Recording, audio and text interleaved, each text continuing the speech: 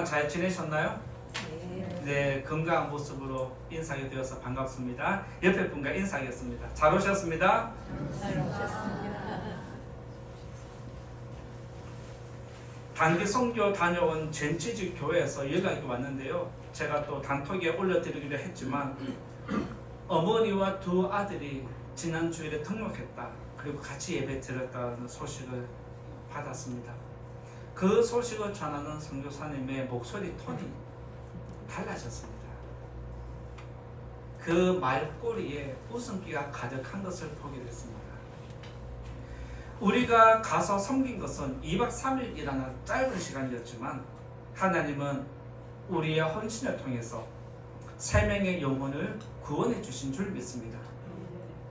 그리고 여기에 또 젠치지 교회에 특별한 은혜가 또 주어졌습니다. 바로 필리핀에서 일본으로 온 두 자매가 학생이 또 젠치지 교회에 지난 주일에도 등록을 했습니다. 그래서 지난 주일에만 젠치지 교회에 5명이 등록을 했습니다. 그러면서 전정호 선교사님이 저한테 너무 감사한 마음을 계속적으로 표현하셨습니다. 참 행복한 교회가 와서 이렇게 섬겨주니까 영혼 구원이 일어나고 생각지도 못했던 일들이 일어나서 너무 감사하고 앞으로도 계속해서 기대가 된다 라는 것을 저에게 표현하면서 감사한 마음을 표했는데 제가 한마디로 답장을 했습니다. 하나님께 영광입니다. 믿습니까? 네. 우리도 이렇게 좋은 소식이 오면 기쁘지만 우리보다 더 기뻐하실 분은 하나님이십니다. 믿으시기 바랍니다. 젠치지 교회를 제가 코로나 전에 처음 다녀왔을 때는 마음이 많이 아팠습니다. 그 교회 상황을 들어보고 같이 예배 드린 그것을 보았을 때 고령화가 정말 심각하다. 초고령 사회가 일본 교회에 나타났다는 것을 실감을 했습니다. 그리고 젊은 사람이 유일한 선교사님 가정이었습니다.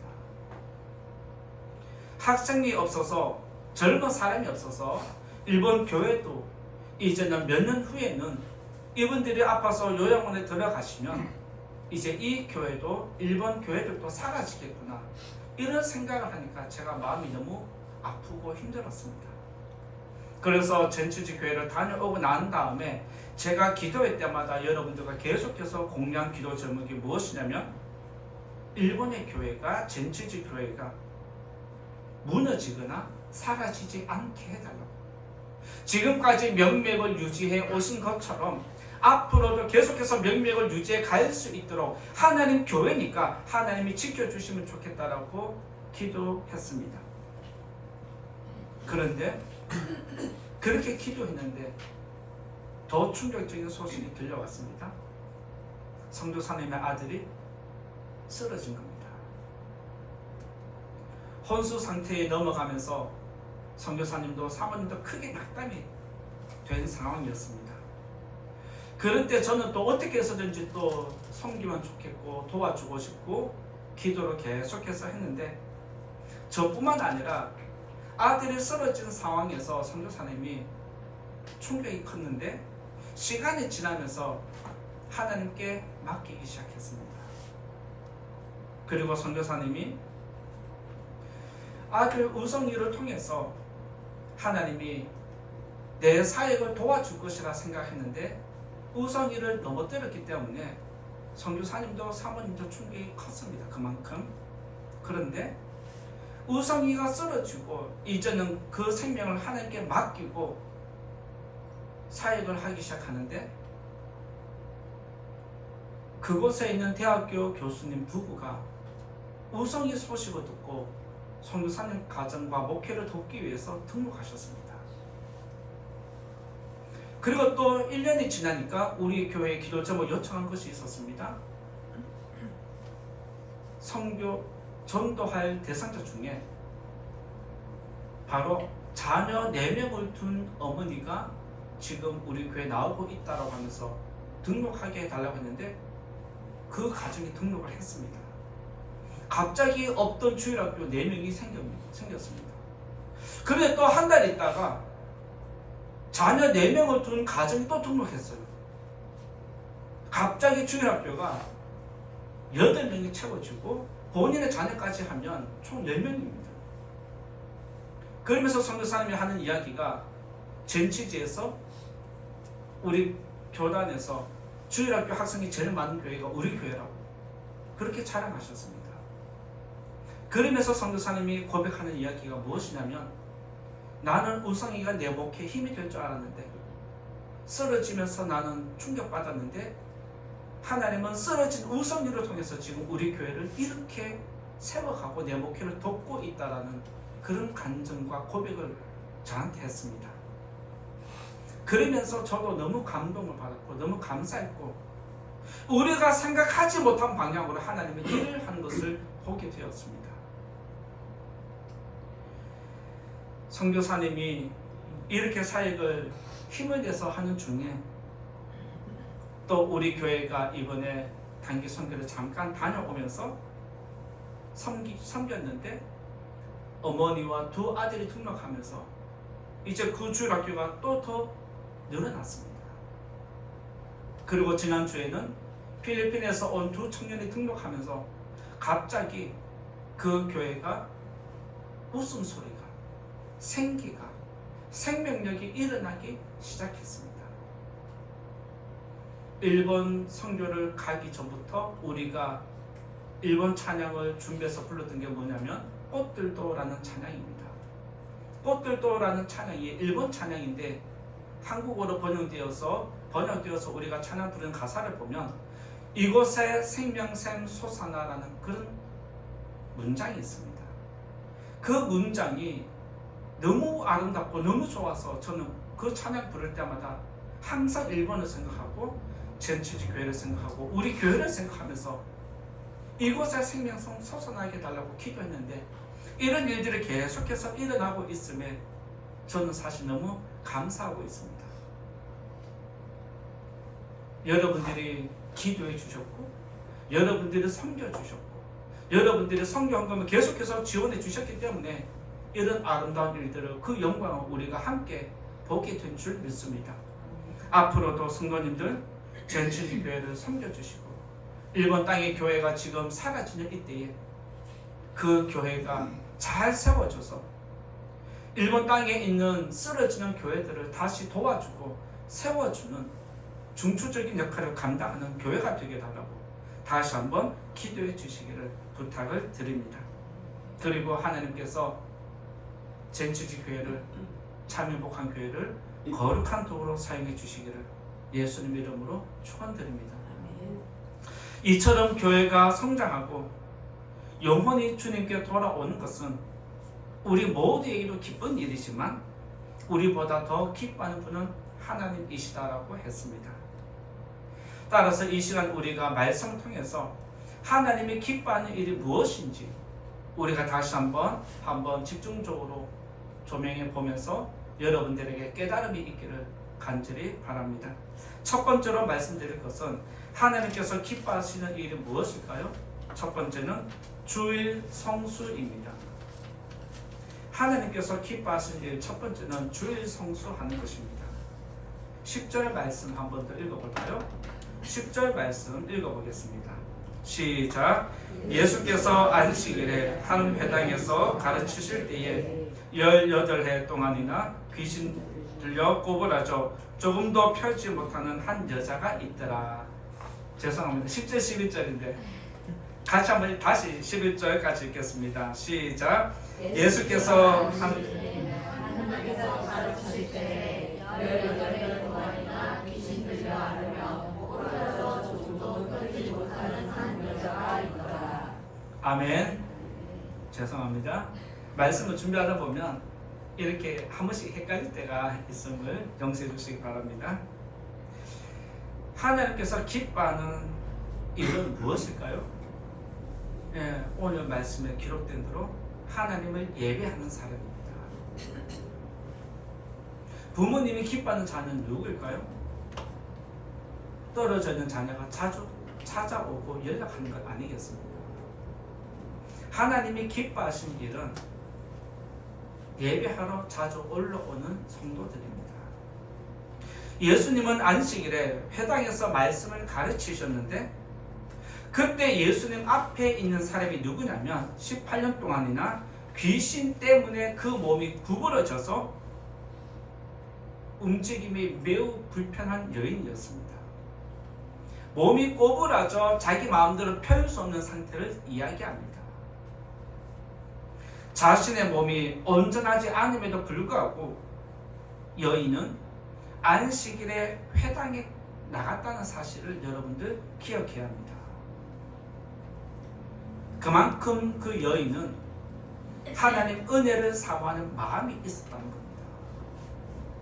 내가 하나님께 나아가면 내 몸이 온전치 못해도 불편하지만 내가 나가면 은혜가 주어지면 내가 온전하게 될 것을 믿는 그 믿음, 그 사모함으로 나온 것이 오늘 말씀의 여인입니다. 여인은 지금까지 안식일마다 회당에 나간 것처럼 이번에도 안식일에 회당에 나갔습니다.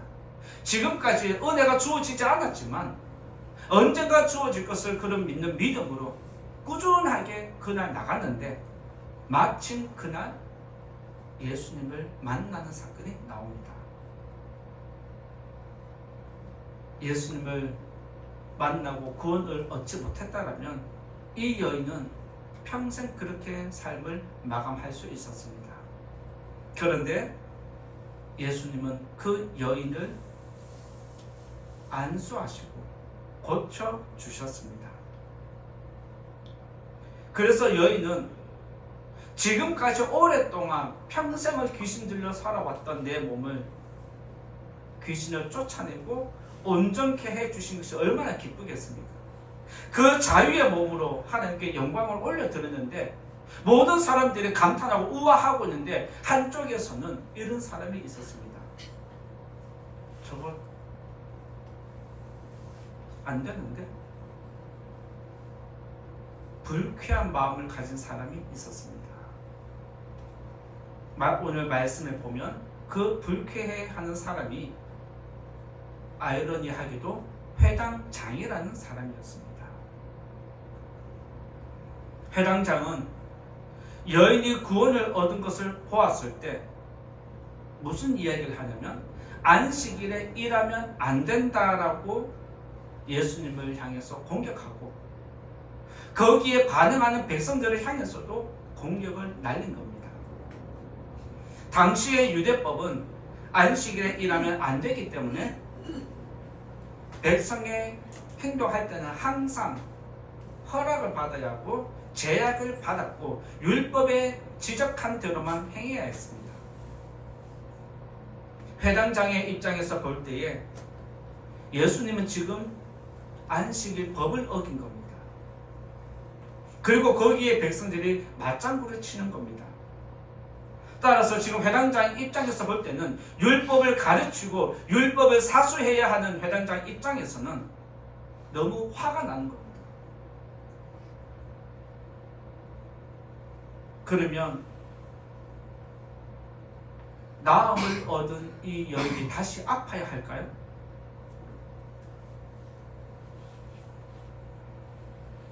회당장이 예수님에게 지적한 것은 안식일에 일하지 말라는 겁니다. 안식일에는 일하지 말고 주중에 6일 동안 일할 수 있는 시간이 있는데 그날 하면 되지 왜 굳이 주일 안식일에 이런 기적을 베푸느냐라고 지금 이야기를 하는 겁니다.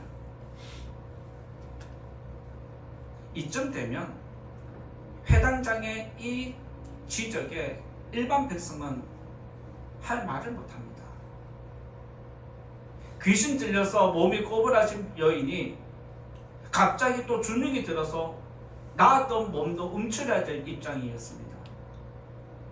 그만큼 회당장의 영적인 권위는 상당한 것이었습니다.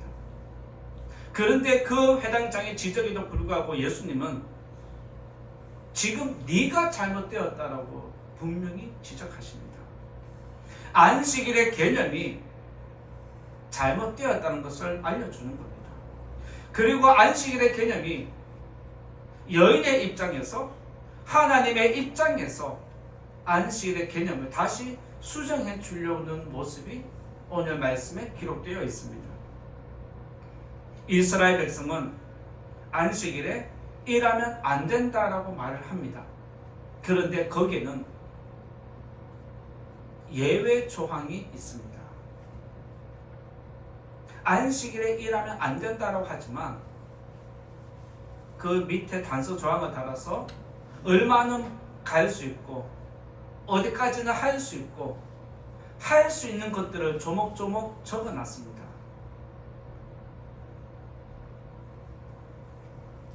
그것은 바로 짐승에게 물을 먹이기 위해서 풀어서 우물에가 물을 먹이는 것은 일이 아니라는 것을 적어 놓았습니다. 짐승에게 물을 먹이는 것은 일이 아니고 귀신을 쫓아내고 질병을 고치는 것이 일이라고 이야기를 한 것이 지금 회당장의 입장입니다. 이것을 우리가 좀 더 해석을 하면 사람이 짐승보다 못한 것입니다.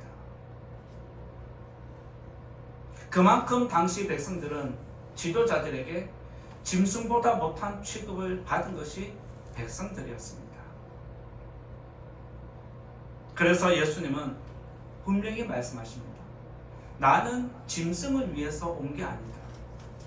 나는 죄인을 구원하러 왔다라고 말씀하셨습니다.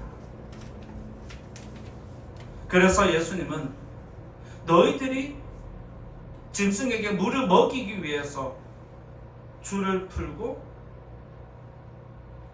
짐승을 끌고 가서 우물물을 떠서 먹이지 않느냐?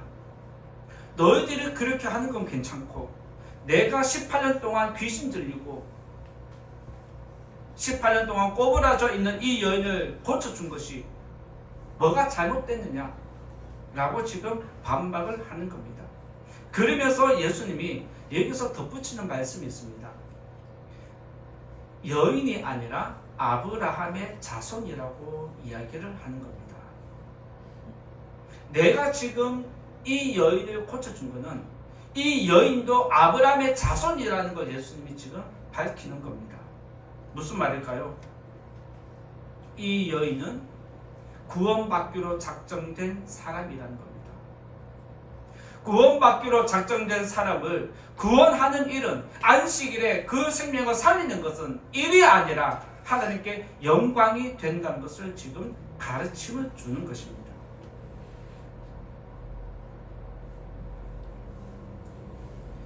유대인의 안식일은 현대를 살아가는 우리에게 주일입니다. 그래서 주일은 하나님을 예배하는 날이고 이것은 우리에게 당연한 시간이 되어야 합니다. 이것을 우리는 주일 성수라고 그렇게 이야기를 하는 겁니다. 혹시 이 자리에 계신 성도님들 오랫동안 믿음 생활해온 분들은 아실 텐데요. 주일 성수의 뜻이 무엇인지 알고 있습니까? 주일은 주일이고 그리고 성수는 무슨 뜻일까요? 사람 이름인가요? 성수는 어떤 일을 끝까지 해낸다는 의미가 있습니다. 성수는 어떤 일을 끝까지 해낸다는 뜻이 있는데 이 말을 주일 성수라고 붙여서 이야기를 하면 주일은 하나님을 온전히 예배한다는 뜻입니다. 이 날은 주님의 날이기 때문에 이 날을 구별하고 나의 일은 잠깐 멈추고 하나님을 온전히 예배하기 위해서 최선을 다하는 것이 주일 성수의 개념입니다. 그래서 하나님께서 기뻐하신 일은 다른 어떤 것을 제쳐두고라도 가장 먼저는 예배하는 자리에 저와 여러분이 서는 것입니다. 믿으시기 바랍니다. 예수님이 회당에 들어갔을 때 그 자리에 누가 있었습니까? 18년 동안 귀신 때문에 꼬부라진 병을 앓는 여자가 있었습니다. 하나님의 구원은 주일 성수하는 백성에게 나타납니다. 우리가 읽진 않았지만 누가복음 13장 다음에 14장 1, 2절에는 이런 말씀이 있습니다. 누가복음 14장 1, 2절을 한번 같이 볼까요? 1, 2절 같이 읽어보겠습니다. 시작. 안식일에 예수께서 한 바리새인 지도자의 집에 떡 잡수시러 들어가시니 그들이 엿보고 있더라. 주의 앞에 수종병 든 한 사람이 있는지라. 13장에서도 안식일에 예수님이 병자를 고쳤습니다. 그리고 또 14장에서도 안식일에 바리새인의 집에 있는 병든 자를 고쳐주었다라고 기록을 하고 있습니다. 여기서 수종병이라는 것은 몸이 붓는 상태를 이야기합니다.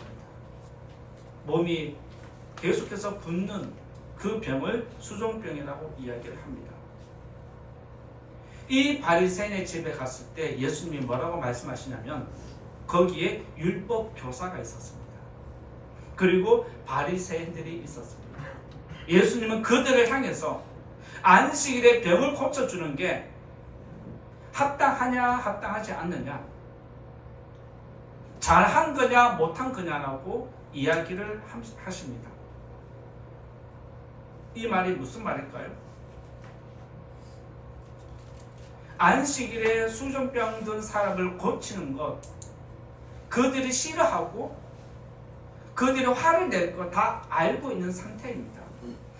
그들이 반대하고 싫어한 줄 알면서도 왜 하나님은, 왜 예수님은 굳이 그 수종병 든 사람을 그 자리에서 그들이 보는 앞에서 고쳐주셨을까요? 그들의 잘못된 안식일의 개념을 고쳐주기 위함입니다. 백성들은, 종교 지도자들은 안식일을 지키기는 하지만 마음이 없었습니다. 이 자리에 예배하러 올라오지만 마음이 없는 사람들이 있습니다. 그런데 이 자리에 예배하러 올라오지만 하나님 은혜를 사모하는 마음으로 올라오는 영혼들도 있습니다. 지금 똑같이 예배를 드리지만 어떤 사람은 마음이 있고 어떤 사람은 마음이 없습니다. 그러면 누구에게 은혜가 주어지겠습니까?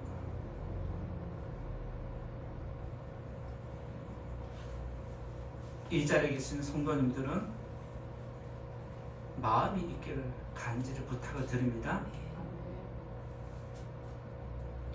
예수님은 지금 안식일의 진정한 의미를 지도자들에게 다시 깨우치고자 하는 것입니다. 맹목적으로 예배 드리는 것이 아니라 예수님을 만나고 싶은 마음으로, 오늘 또 말씀을 듣고 싶은 마음으로, 오늘 또 하나님이 나에게 어떤 말씀을 주시려고 하는지 그것을 듣기 위해서 내가 이 말씀으로 한 주간 살아봐야 되겠다, 이런 작정하는 마음으로 올라오는 영혼들을 주님께서 기억하십니다. 따라서 저와 여러분들은 안식일에, 주일에 이 자리에 올라올 때 구원을 사모하는 마음으로, 말씀을 사모하는 마음으로 이 자리에 올라와야 할 줄로 믿습니다. 하나님의 구원은 하나님 앞에 나와 있을 때 영광을 얻습니다. 따라서 이 자리에 계신 성도님들, 지금까지 그러했지만 앞으로도 주일 성수하면서 하나님 영광에 동참하는 우리 성도님 모두가 되시기를 예수님 이름으로 축원드립니다. 두 번째로 말씀드릴 것은 영혼 구원입니다. 하나님이 기뻐하신 일, 두 번째는 영혼 구원에 대해서 말씀드리고자 합니다. 14절 말씀 한 절 보겠습니다. 14절 같이 읽어봅니다. 시작. 회당장이 예수께서 안식일에 병 고치시는 것을 분내어 무리에게 이르되 일할 날이 엿새가 있으니 그동안에 와서 고침을 받을 것이요 안식일에는 하지 말 것이라 하거늘. 예수님은 18년 동안 고통당한 여인을 고쳐주었습니다. 이 광경을 목격한 사람들은 그 기적에 감탄을 하고 하나님께 영광을 올려드렸습니다. 그런데 말씀 보면 회당장이 분을 내었다라고 그렇게 기록해 놓았습니다. 회당장이 예수님이 행동하는 것을 보고 환자가 나은 것을 보고 화가 일어났습니다. 왜 그랬을까요? 다 같이 좋아해야 되는데 화를 냅니다. 왜요? 회당장에게는 그 여인의 생명보다 뭐가 더 중요하다? 율법이 중요한 겁니다.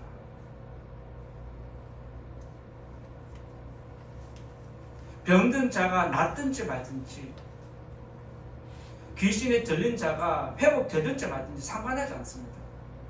그냥 율법을 어긴 그 자체가 지금 회당장에게는 화가 일어난 겁니다.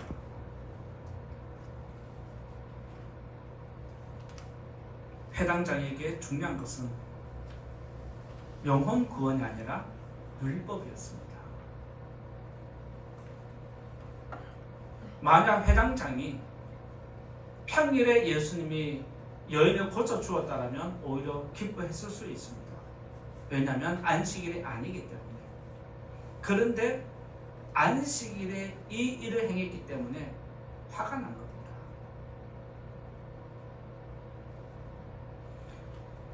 이것이 무슨 말이냐면 회당장에게 중요한 건 영혼 구원이 아니라 율법이었다는 것을 반증하는 겁니다.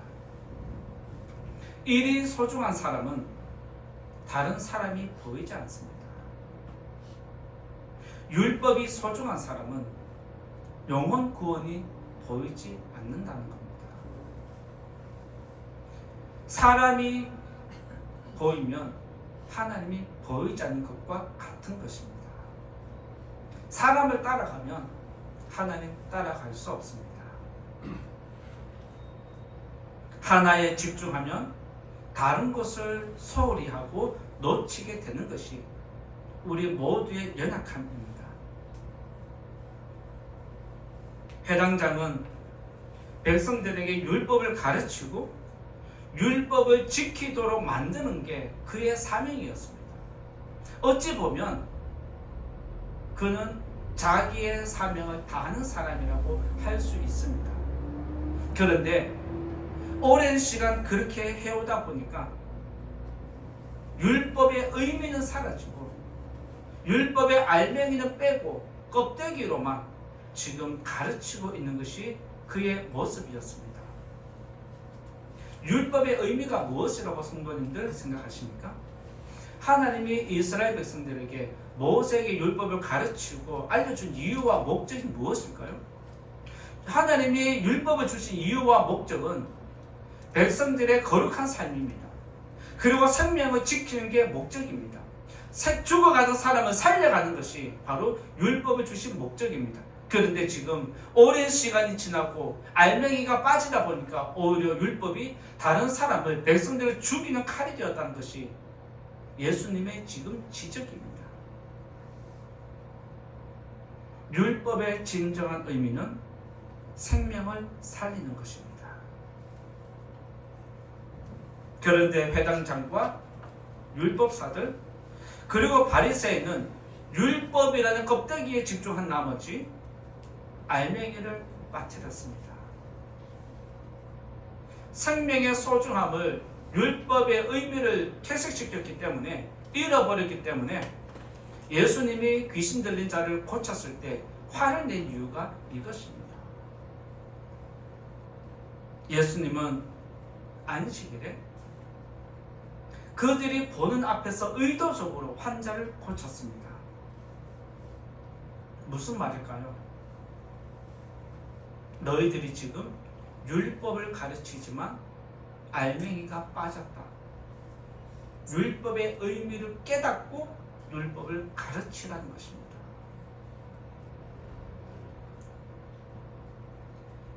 그래서 예수님은 그들을 향해서 뭐라고 이야기를 하시냐면 15절 말씀 보면 외식하는 자들아라고 한 문장으로 정리를 하십니다.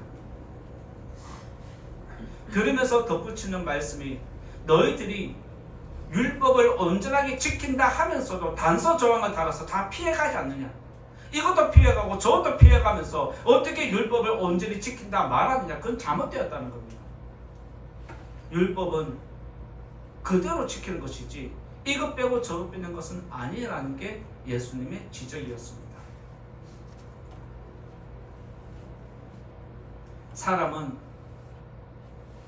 율법의 본질을 왜곡시키는 경향이 있습니다. 사람은 하나님의 말씀을 들으면 좋은 쪽으로 나를 적용시키는 경우가 있습니다.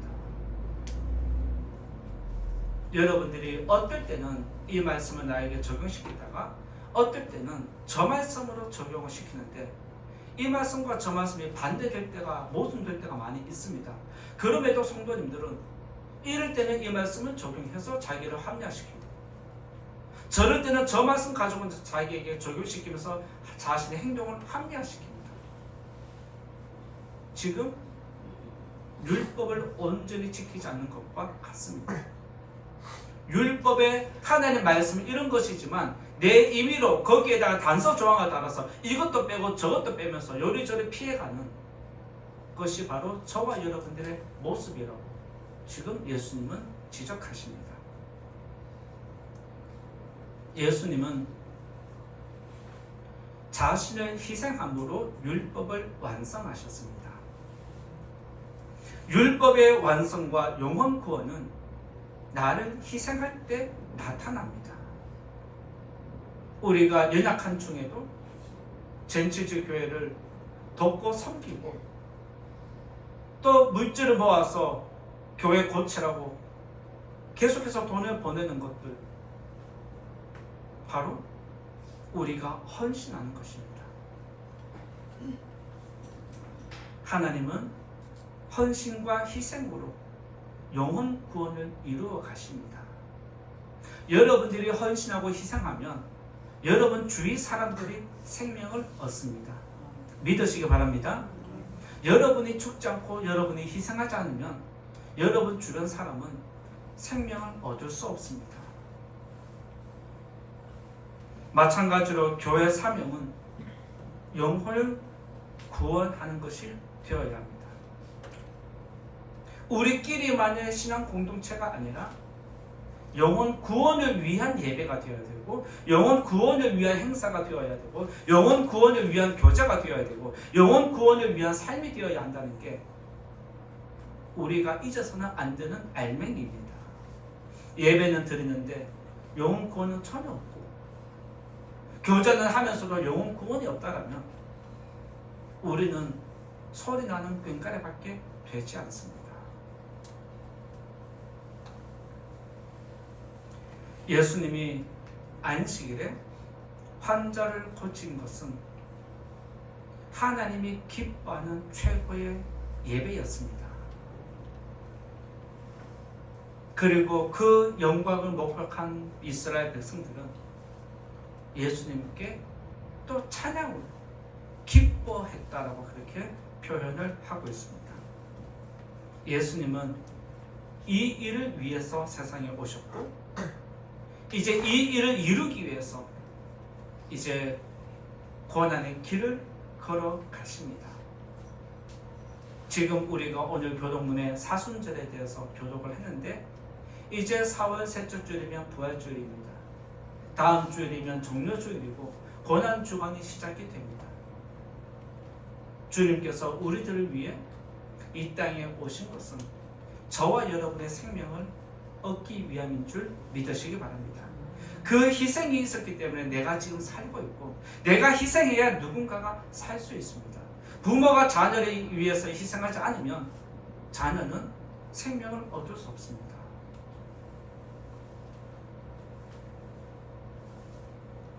예수님께서 환자를 고쳤을 때 백성들은 자기 일처럼 기뻐했다라고 성경이 기록해 놓았습니다. 하나님께서 가장 기뻐하는 것은 죄인이 구원을 얻는 것입니다. 그리고 환자가 하나님을 예배하는 중에 회복하는 것입니다. 그리고 하나님 앞에 나와서 예배하는 중에 악한 영에 사로잡힌 자가 자유함을 얻는 것이 바로 진정한 예배의 회복입니다. 제가 젠치지 교회 가서 수요일날 말씀 전한 내용이 좁은 문 좁은 길이라는 내용이었습니다. 우상이 가득한 땅에서, 일본 땅에서 하나님을 믿는 것은 진짜 어렵습니다. 이보다 더 어려운 것이 무엇이냐면 교회 다니면서 믿음을 지키는 게 더 어렵습니다. 그런데 지난 주일에 5명이 하나님을 믿기로 작정했다는 것은 정말 대단한 일입니다. 그래서 젠치지 교회 목사님과 장로님, 온 성도들이 우리의 섬김을 너무 기뻐했다라고 그렇게 이야기를 하고 있습니다. 젠치지 교회에 큰 기쁨이 일어난 것처럼 참행복한 교회에도, 여러분의 가정에도 이런 기쁨 일이 많이 일어나기를 예수님 이름으로 축원드립니다. 이제 결론 말씀 드리고자 합니다. 하나님께서 기뻐하신 일은 간단합니다. 주일 성수하면서 구원을 얻는 것입니다. 믿으시기 바랍니다.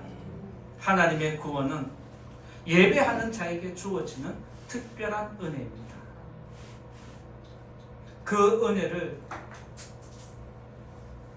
내 것으로 삼고자 한다면 은혜가 언제 주어질지 모르기 때문에 늘 이 자리에 나오기 위해서 노력해야 합니다. 한 번 더 그 은혜를 사모하면서 이 자리를 사모하는, 이 자리에 늘 함께 하시는 성도님 되시기를 부탁을 드립니다. 그리고 우리 교회가 매주일 예배 드릴 때마다 병든 자가 나음을 얻고 매인 자가 풀어지는 하늘의 영광이 있기를 예수님 이름으로 축원드립니다. 말씀 생각하면서